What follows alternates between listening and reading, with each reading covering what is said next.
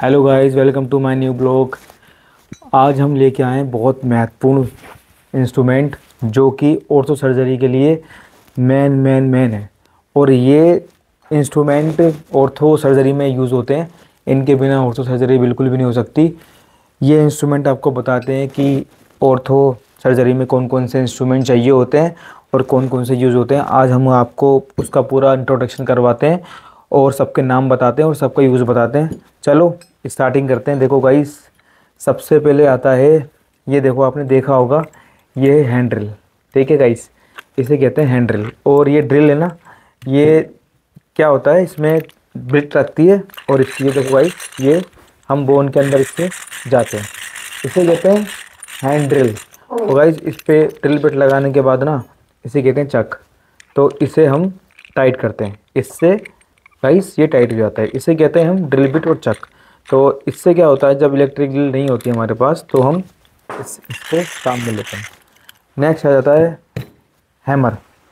Guys hammer जो कि बहुत महत्वपूर्ण भूमिका निभाता है सर्जरी के टाइम में अपनी। इससे क्या होता है ना, इससे जब जैसे कोई हमें कोई बोन वोन का टुकड़ा लेना है या बाई चांस कुछ ऐसा होता है चीज़ की इंस्ट्रूमेंट नहीं जा रहा, तो इससे हम वहाँ बोन के पास ठोकते हैं। ठीक है ना, इससे हैमरिंग करते हैं। तो गाइज देखो, दो टाइप के हैमर होते हैं, एक छोटा भी रखना पड़ता है, एक बड़ा हैमर रखना पड़ता है। बिग और स्मॉल हैमर है। गाइज ये जो स्क्रू ड्राइवर है, ये स्क्रू ड्राइवर है गाइज 4.5 का। इससे जो होता है, इससे स्क्रू टाइट होता है, इसे कहते हैं स्क्रू ड्राइवर। ठीक है गाइस, और आपको मेन चीज़ दिखाते हैं, ये है देखो गाइस, इसे कहते हैं बोन लीवर। ये है बोन लीवर जो कि बहुत भूमिका निभाता है। इसको बोन में लगा के ऐसे बोन ऊपर करते हैं, ऐसे ऐसे बोन निकालते हैं। तो गाइस ये बोन लीवर है। और गाइस आपको दिखाते हैं, देखो जो कोबरा की शेप में है, इसे कहते हैं हम बोन लीवर।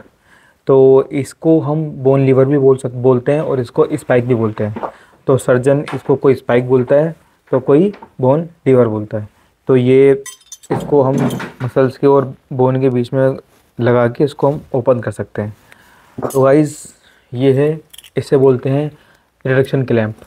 ये भी बहुत अच्छी अपनी भूमिका निभाता है। ये क्या करता है, जो बोन जो टूटी हुई होती है ना, उस बोन को ऐसे, टूटी हुई बोन को ऐसे जोड़ के इसको रिडक्शन करता है, क्लैंप करता है। तो इसे बोलते हैं रिडक्शन क्लैंप। तो गाइस इसे बोलते हैं, मेन चीज़ें भी गाइस, ये है बोन कटर। इसे कहते हैं बोन कटर। जैसे कोई बोन होती है ना जो ख़राब हो जाती है, तो उसको हम ये कट करते हैं, इसको बोन को कट करते हैं। देखो गाइस, ये बहुत शार्प है गाइस। फिर आता है गाइस, देखो ये देखो, ये भी सेम इसके जैसे लग रहा होगा मगर ये अलग है। ये है गाइस बोन निबलर। जैसे कोई बोन हमें हटानी पड़ती है तो इसको गाइस, इसको ना, इसको हल्की हल्की हटानी पड़ती है, तो बोन इसको ऐसे काट काट के इसको हटाते हैं। इसे कहते हैं निबलर।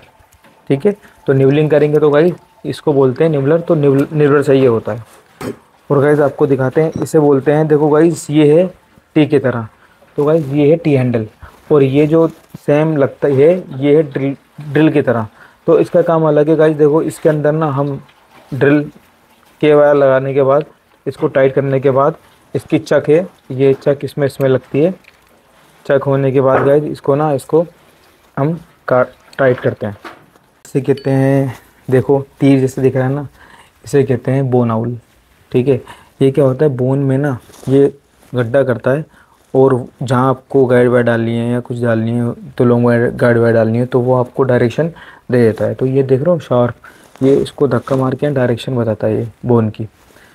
वो गाइस देखो, इसे बोलते हैं, मेन चीज़ है गाइस, ये जब, इसे कहते हैं पेरियोस्टोम। देख रहे हो गाइस, ये 3 टाइप के हैं। ये देखो गाइस, इसे कहते हैं पेरियोस्टोम। जब बोन पे जो मसल्स होती है ना, टिश्यू होता है, ये उसको हटाने के लिए काम आता है। देख रहे हो पेरियोस्टोम, ये देखो ऐसे हटाता रहता है बोन को। ये स्टेट है और ये कव पेरियोस्टोम है। और गाइस जिसे कहते हैं हम ओस्टोम। मेन चीज़ देखो गाइस, ये बहुत सारे होते हैं।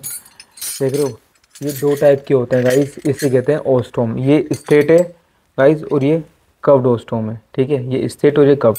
इसका काम आपको मैं बताता हूँ कि इसका काम ये है कि जब कोई बोन हमें टुकड़ा है, बोन ग्राफ्टिंग कर लेनी होती है, बोन ग्राफ्टिंग करनी होती है, तो हल्का सा बोन पे रख के ना, इसको ऐसे ऐसे धक धक मार के उस बोन को टुकड़े को निकालते हैं। और अगर बाई चांस ये काम नहीं करता तो फिर कवड वाला लेते हैं, इसको कवड वाले को ऐसे फंसा के फिर इसको ऐसा कर करके वो बोन निकाल लेते हैं। तो गाइस इसलिए इससे हमारा बोन का टुकड़ा आ जाता है। फिर हम उस बोन को छोटे छोटे पीस करके जहाँ बोन की कमी हो रही थी हम वहाँ उसको फिट कर सकते हैं। गाइस देखो, फिर आ जाता है बोन गूस। इसे कहते हैं बोन गूस। ये ओस्टोम से बहुत अलग है। इसका जो काम है, इसका काम भी बोन लेना है और ये बोन के अंदर ऐसे टच करके ऐसे ऐसे हैमरिंग करके और ये बोन भी अच्छे से निकाल लेता है। इसे कहते हैं गोस, ठीक है। और गाइस देखो, इसे तो देखा होगा आपने, ये रेती टाइप की लग रही होगी आपको, मगर ये रेती नहीं है।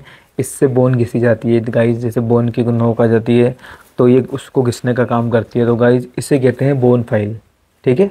इसे कहते हैं बोन फाइल और इसका दूसरा नाम भी है रेस्पर। इसे कहते हैं रेस्पर। तो गाइस ये इसको घिसने के काम आती है बोन को, तो इसको रेस्पर भी बोलते हैं और इसको बोन फाइल भी कहते हैं। देख रहे हो जैसे दांते से बने हुए हैं। तो गाइस देखो आपको ये जो बहुत मेन चीज़ है ये है बोन हुक। जहाँ बोन को हमें जैसे पास लाना होता है, जहाँ हाथ नहीं जा रहा होता, कोई इंस्ट्रूमेंट नहीं जा रहा होता, तो गाइस ये बोन हुक है, देख रहे हो। तो बोन में ना, जैसे बोन है, इसको ऐसे बोन में लगा के तो बोन ऐसे खींच सकते हैं हम। तो गाइस इसे कहते हैं गाइस बोन हुक। और गाइस देखो ऑर्थो सर्जरी में जो मेन चीज़ है, ये भी मेन चीज़ है, ये है प्लायर। तो गाइस ये प्लायर बहुत चीज़ में काम आता है। जैसे गाइस जो कई वायर जो होती हैं वो जो फिक्स होती हैं उसको खींचने का काम आता है, उसको काटने का काम होता है, वायर मोड़ने के काम आता है। और गाइस ये बहुत हेल्पफुल है, ये बहुत काम करता है ऑर्थो सर्जरी में। तो गाइस ये सारे के सारे इंस्ट्रूमेंट जो मैंने आपको बताया सारे के सारे ऑर्थो सर्जरी में काम आते हैं। और इन सब का बहुत बहुत बहुत महत्वपूर्ण में है सर्जरी में, और इनके बिना तो सर्जरी नहीं होगी।